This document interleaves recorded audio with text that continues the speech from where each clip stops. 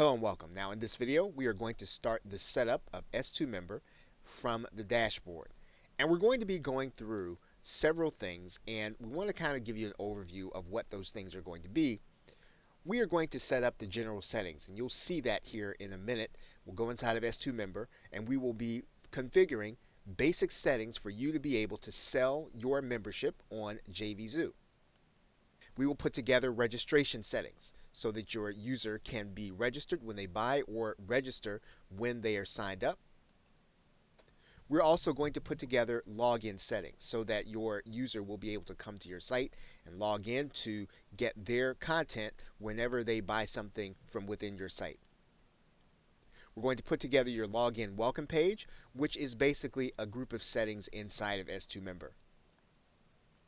We're also going to put together your membership options page, and this is where people who may or may not have direct access to a certain product or a certain grouping of products, this is where they're going to be sent, where they can sign up in order to get them. Your membership options page will have your buy buttons and everything that you are offering to the customer. We're going to look at restriction options, where you are going to be able to give your buyers certain access to certain content and to be able to restrict them when you don't want them to have access to other kinds of content. So we'll talk about that.